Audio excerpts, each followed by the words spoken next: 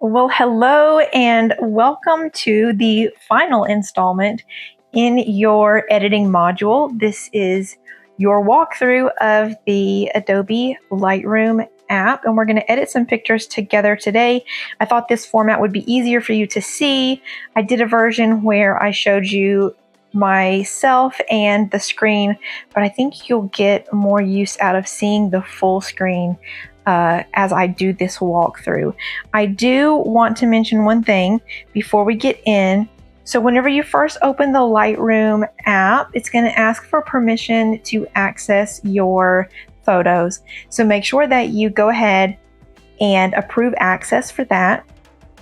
Also, whenever I am going through my pictures to find the ones that I think will be best for editing, I go through my camera roll and I add the ones that I like the best to my favorites.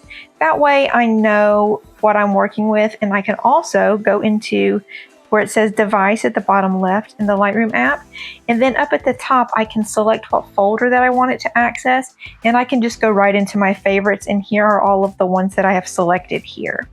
So that makes it a whole lot easier for me when it comes to the editing process. I know where all of my favorite images are, and it's easy to access.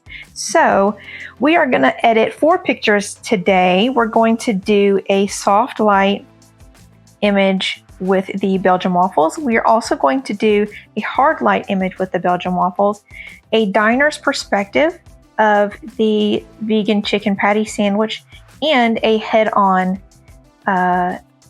picture of the vegan chicken patty sandwich. So we're going to get some variety in here, both hard light and soft light, and all 3 camera angles edited today.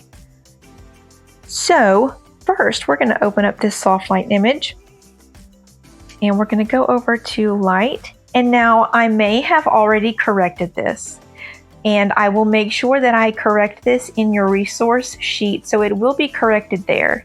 But I do want to make mention of something that I said. I misspoke in the editing presentation whenever I was talking about the Lightroom app. If you do a single click, it is going to show it full frame, but if you double click, it's going to zoom, and double click is going to zoom back out. If you want a before and after, you have to push down and hold. Obviously I'm doing it right now, but it's not showing you a before because we have not made any edits yet. But just so you know, a single tap is what is going to make it full frame. If you double tap, it's going to zoom. Double tap will zoom out. And a press and hold, that's going to do your before and after. I'll show you that in just a minute. Okay, let's hop right in. We're going to adjust the exposure a little bit. I don't want to go too far with this because there's a lot of powdered sugar in this picture, so it's already pretty bright in those areas. So let's just bring it up just a touch. That's probably fine. Do I want to adjust the contrast? Let's move that around and see what I think.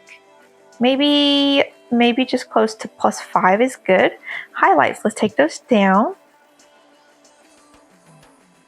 -50 is good. Shadows, let's lift those. If we take it all the way up, that's a bit too dramatic, obviously. Let's +50 is probably fine. Whites, I think I'm going to leave that. Double tap on that slider to reset. Blacks, maybe +5 would probably be good. Okay, now that we've made some edits, let me show you the before and after. So if you push and hold, it's going to show you a before, and it will say before up at the top as well. So as you can tell, a before and after. Okay, great. So let's hop into color. And now let's find some white in this shot. There we go. That's pretty good. Let's do before and after so I can see if I think the white balance looks good. Good. Okay. Tint. I do think I'm going to just leave that at 0. I don't think it needs anything. So vibrance. Let's crank this up. I think I'm going to just stick around 25. I think that looks good. Just before and after, just to make sure I didn't overdo it. Okay, not bad. Saturation, I think I'm going to do just a little bit, like +3. Nothing too dramatic. Okay, there we go. Now, again, we do not use blur. Let's move to effects, or I should say, I don't like to use blur. Moving on to effects, texture, I'm going to leave that. Clarity, I'm going to leave that. Let me show you what dehaze does. So if you take it down, it's going to add some softness. This picture doesn't need it, but when we get into the hard light photo, it will be really beneficial. So let's turn the dehaze up to maybe 10. That looks good, a little before and after of that. Let me show you vignette really quick. If you take it down, it's going to add black borders, black faded edges. The other side, it's going to go white. I don't really like to use vignette that much. Grain, let's crank this up. I'll show you what this looks like. I'm going to turn all of the adjustments up so you can see exactly what grain does. So grain is going to add this texture to it, like a film grain. If that's a look that you're going for, that option is available, but I'm just going to double tap to reset that because that's not exactly the look that I want right now. Let's go into detail and add a little bit of sharpening. Not a whole lot. I don't think it needs a whole lot. Maybe 20. Let's do a little before and after. Make sure it's not too drastic. Okay, that looks good. And very last, we're going to go into optics. So let's turn on that remove chromatic aberration. Now let's also turn on enable lens correction. So keep an eye on the center right here as I turn this on. It makes that center portion look bigger. Depending on what you took a picture of and how your particular image is corrected as far as the lens correction goes, you may or may not like that look. I think it looks fine. I'm going to leave it turned on. And let's do a little before and after. I'm going to call this picture done. Looks really, really good. So now let's move on to that hard light image here. First, let's move all the way back to light. And let's do some adjusting with that exposure. Do I need it to come up or down? I think I'm actually going to bring it down just a little bit, and we can make some further adjustments so that the shadows are not so drastic, but I really don't want a ton of overexposure in the powdered sugar. So let's take these highlights down. This is going to help a lot too. I don't want to do it too much. Hard light pictures can be really sensitive whenever you drop the highlights, so I'm only going to drop them to -30. Shadows, let's lift the shadows. We're going to bring this to maybe 70. Okay, so now let's do a little before and after of this really quick. Already looks a lot better. It still has retained a lot of this crispness, but let's take a look at this raspberry that's kind of tucked in this shadow. You almost can't even see it before the edit, and now it's visible, but it's still in the shadow, which is what we want. So let's move to color. Grab that little dropper and bring it over an area that is white. I'll do a little bit of adjusting here to see if there's another place that I would like it better. I think that's okay. Now, let's adjust the tint a little bit and see if we feel like it needs it. Maybe a little bit, like +5 into the magenta. Yeah, that looks good. So the vibrance, let's crank that up to, not a whole lot. I don't think this needs a whole lot. Maybe 15 is fine. It might even need to be taken down just a touch. And of course, this image definitely doesn't need any additional saturation. I'm just going to reset that and leave it. Move right on to effects. And I don't think this needs any more texture or clarity, but I am going to show you what dehaze can do. So let's take that down and see it's adding softness. So I think I'm going to take it down to about -11. So let's see a before and after what we've got now. You see how it's still really crisp. It definitely has that hard light look.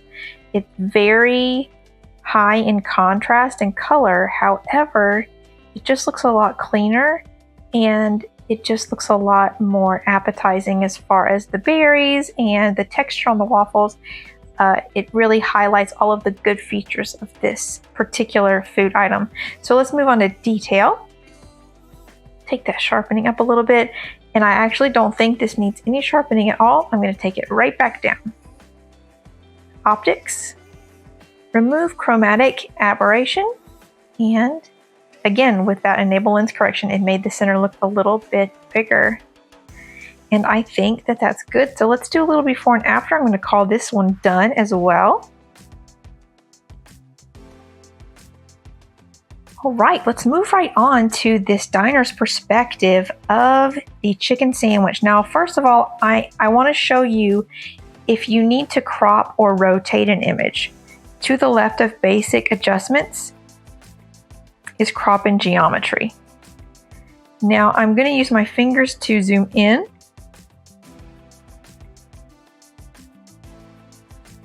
And add this to the center, or relocate this to the center. Now I'm going to take my stylus and right down at the bottom where it says 0 degrees on this circle down here, I'm going to grab it and it's going to bring up a grid, and I'm going to rotate it just a little bit because the back of that cutting board is not quite straight. If you don't want to adjust things like this, that's absolutely fine, especially for social media. It's not necessary, but I am going to straighten that up just a little bit. Not perfect, but that's fine. Okay. I'm going to hit the plus, or hit the check at the bottom right hand corner, and that is going to save that adjustment. And now let's go over to light and get started on this guy. So let's turn the exposure up just a little bit. Now, something that I want to point out about this specific image, and this may be something that you encounter as well, there is a sauce on top of this sandwich. And now because there is a sauce, it's creating what's called specular highlights. So specular highlights are highlights that tend to occur on items that are wet and items that are really shiny. So because this is a sauce, it is wet, it's creating some specular highlights. And as you can see, there's little spots that look white.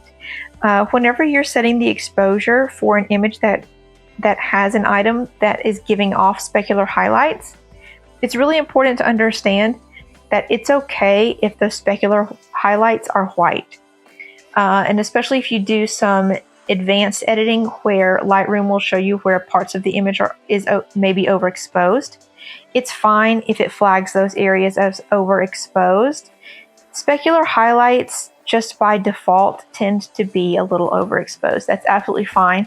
What we don't want to be overexposed in this particular image would be things like the lettuce or the top of that bun or any part of the parchment paper. We don't want those things to be overexposed. So I am going to adjust the exposure a little bit more, but I don't want to go too far. That's probably good. The contrast, let's see if we can, if we need to, maybe just like a little bit. Like +5. We'll do that. Highlights. Let's take those down to 44. Shadows. All right, that looks good. Now let's stop really quickly and do a little before and after. That already looks so much better. Really, really liking this shot so far. Whites and blacks. There's not a whole lot of white and black in this particular image. I think I'm just going to leave it. Let's move on to color. Now, here's where things get a little bit interesting. There's nothing in the image that's particularly white, and there's also nothing in the image that's exactly on the grayscale.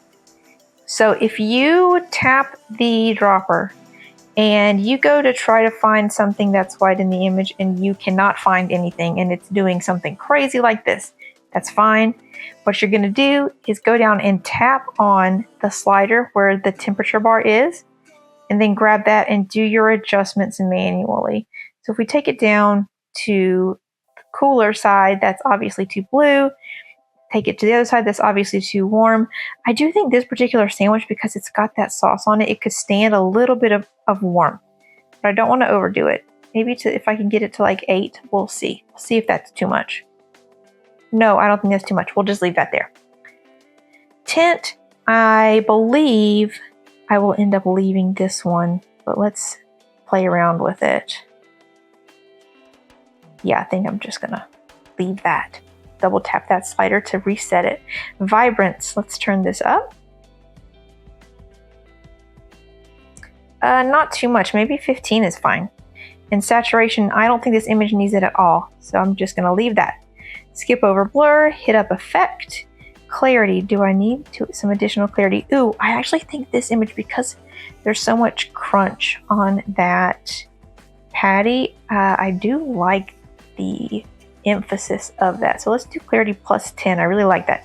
Dehaze, do I need any of that? No, I don't think I do. I think I'm just gonna reset that and leave it. Detail sharpening, let's bring this up.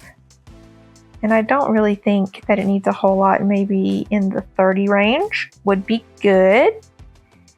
Optics, remove chromatic aberration and enable lens correction. All right, I'm gonna call this one good. And let's do a little before and after. So much better. So much better, so bright. It's got a lot of vibrancy to it, but it doesn't look over processed. I really like how this one turned out. So now let's move on to that head-on shot. Here we go. Now I'm gonna go ahead and crop this one a little bit and do some rotation. One, because the horizon line in the back is not exactly straight. And also you can see a little bit on that far right side, you can see the edge of my backdrop. So let's first zoom in. Let's make him quite the hero here. Let's do that. And now I'm gonna rotate until my horizon line looks a bit more straight. So let's see here. All right, that looks a lot better. I'm just gonna call that good. The check at the bottom right to save that. And now let's jump into light exposure. This is actually pretty well exposed. I might take it up just a little bit, but for the most part, I think this image is pretty well exposed. Contrast, do I need to turn this up at all? Maybe just a little bit. Plus 15, let's stick with that. Let's drop these highlights down to about 40. And let's move on to shadows. Let's lift those. I don't want to go too dramatic with this because I actually like the depth that it has. So let's just stick with plus 45. Do I need to adjust the whites at all? Maybe bring them up to about 10. Here we go. And the blacks. There's a lot of black in the background. I do think I'm going to take this down to about -20. Let's do a little before and after really quick. All right, fantastic. Let's move on to color. So I'm not even going to try to use the dropper on this image because I already know based on the other image that there's going to be a bit of a challenge finding some white in this shot. So I'm just going to do the white balance manually. It actually looks pretty good, but let's turn up the warmth just a touch, and I think that's too much. Definitely doesn't need to be any cooler. Let's reset it, and actually I think I'm just going to leave it as it is. Tint. I'm going to leave that as it is too. Let me go back up to temperature and add just a touch of warmth. Let's do +5 and see what that looks like really quick. Okay, I think that looks good. We'll leave the temperature at +5. Vibrance, let's turn this up a little bit. That's a bit too much. I think maybe leaving it at 20 might be good. Let's see here. Okay, that's good. And saturation, I don't think I'm going to need it. Absolutely not. We will be leaving that at 0. Skipping over blur, hopping right to effect. Texture, do I need any texture? No. Clarity, let's try this out.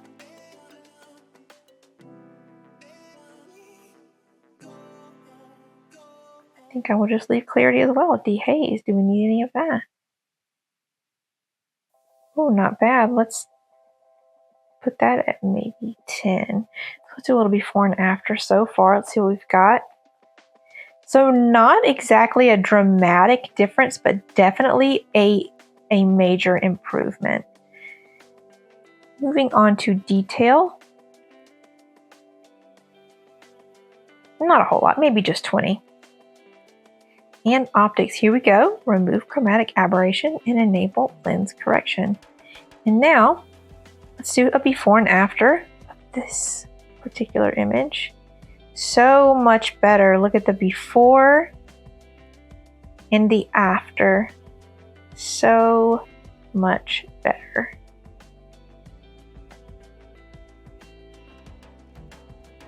All right, guys, let's move right along to the next module, all about social media engagement and creating that community. Can't wait to see you there.